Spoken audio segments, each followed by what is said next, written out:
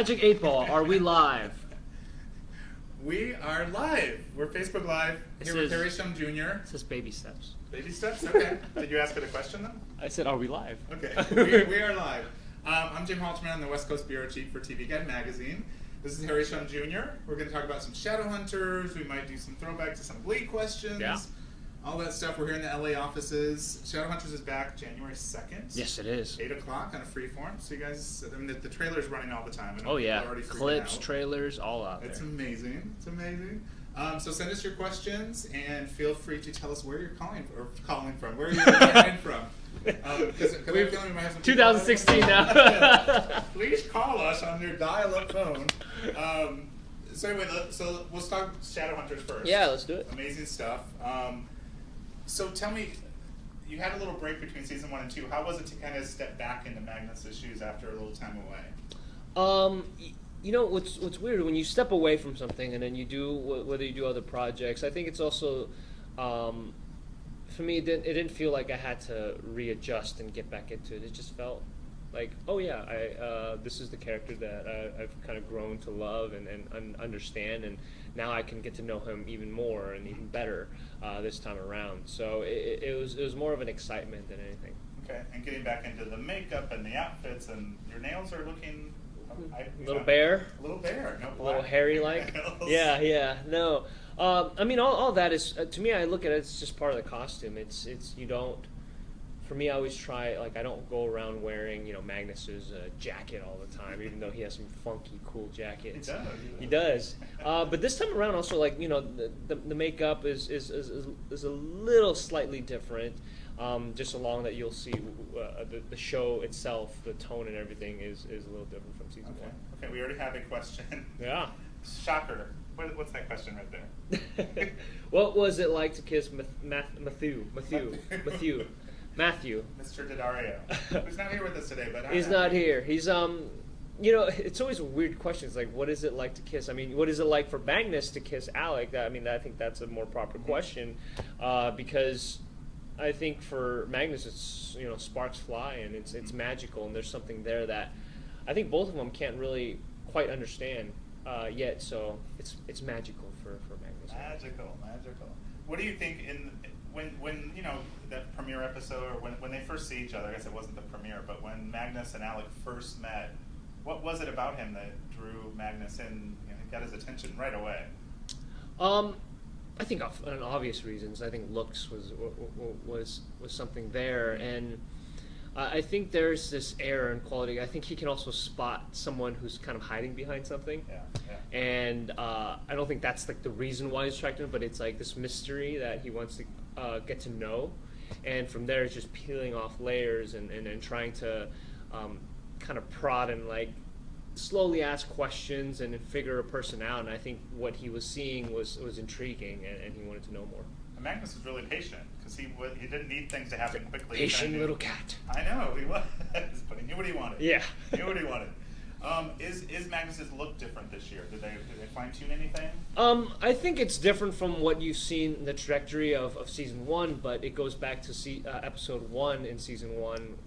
It's more similar to that look. You had more facial hair, and the hair was spiky, kind of like a little punk and a steampunk kind of look. And I think that was always his look of his comfortable look. I think throughout the season 1, it was. I like to think of it when we talked to the writers. It was more of him trying to figure out how different tactics to try and get to talk to Alec and try, and also he was in the mood where he was also, even though he's been alive for so long, trying to figure himself out. And that's, I think, what's intriguing about Magnus is, even though you think he would know it all, he's a know-it-all or knows it all, he really doesn't, and he still goes through these portions of his life where he's exploring as well. And how old is Magnus? We never really put an exact number on it, and I think when you're born during those times, you don't really keep record. Yeah. But I think it's in the span of about over 400 years. Okay. So It's not too much. A senior.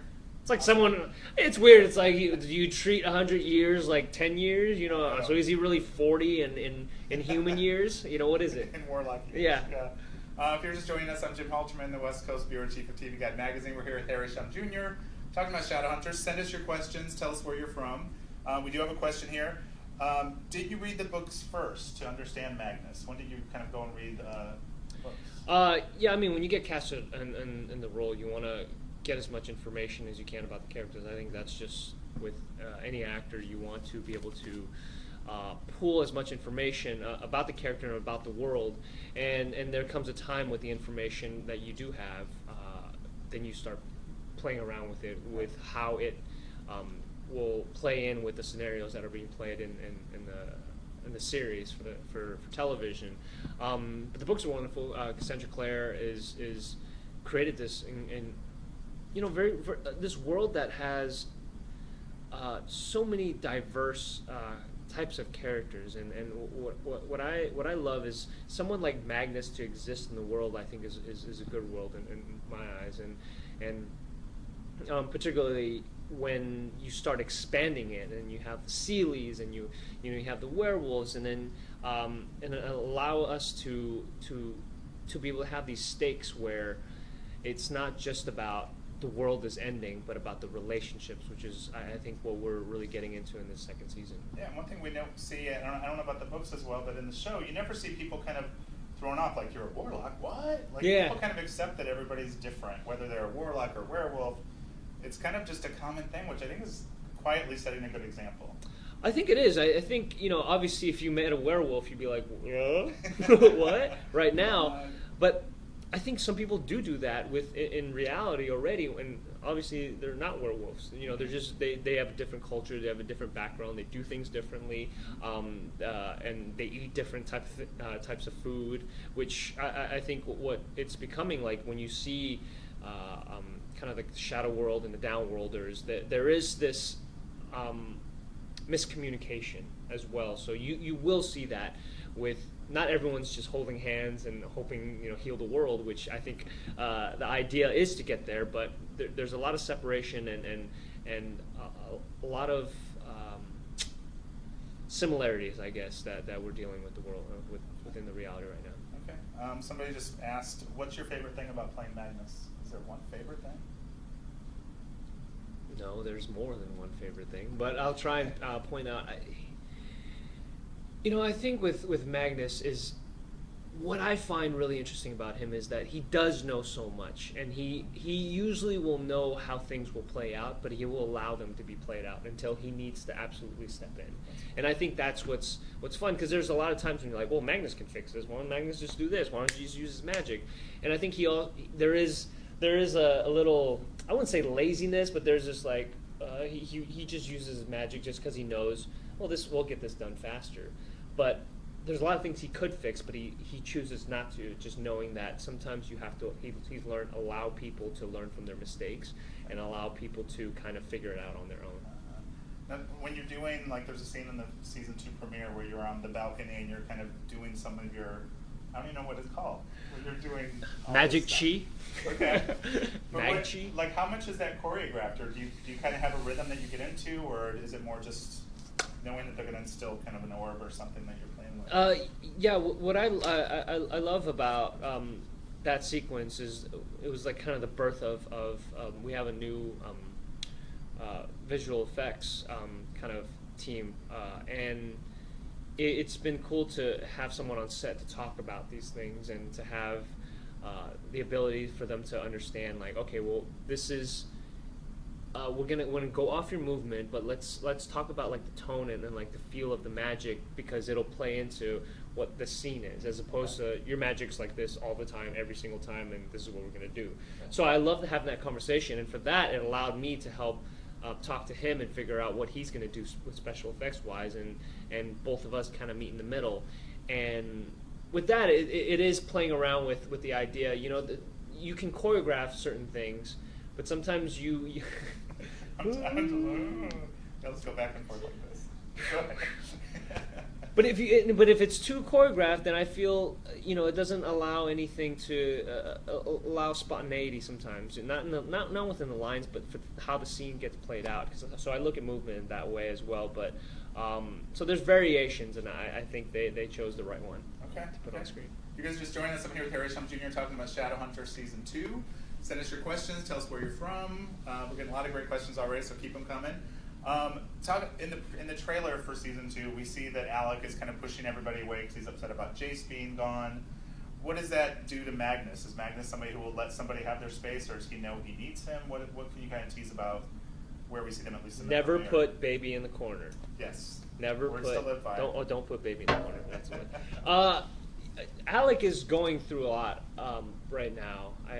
Especially particularly in the first episode, and even in Season 2. He was taught to be a shadow hunter, which shadow hunters kill. He was basically a stone cold killer for all of his life, and I think the important part was that Parabatai is kind of messed up with Alec and Jace, that is causing him to be unbalanced. And with everything going on in the Institute and his parents kind of pushing him down and saying like he can't do certain things, I think it's messing with him. So when Magnus comes in, I think there's an understanding of what he's going through, but hopefully trying to be a helping hand. But also he's never dealt with a shadow hunter dealing with these different issues, right. So it's like it's very new to him, even though he's known shadow hunters all the time, but not in a romantic way where he has to deal with it differently, instead of like, shut up, shadow hunter, do your job. It's not that. It's more like, oh gosh, how do I deal with someone who's still confused on how to deal with personal issues. Okay. We have a question. Will we see Magnus grieve after losing his best friend for centuries? Does that come up at all, or is there too much going on with trying to save the world? I think I think there's still room for a lot of. I mean, he's grieved a lot of people who died in his life, and I think that's what makes it hard for him to get close to anybody that has whose clock is ticking, and as whether it be a human or even shadow hunter. And Ragnar was a great friend of his, and I think you'll definitely see people from his past that he does grieve, or he does have. I wouldn't say issues, but doesn't quite know how to make the situation easier, okay. And that also is like a needle just kind of picking at him constantly, right. And he eventually has to deal with it, and he can't be passive about it anymore.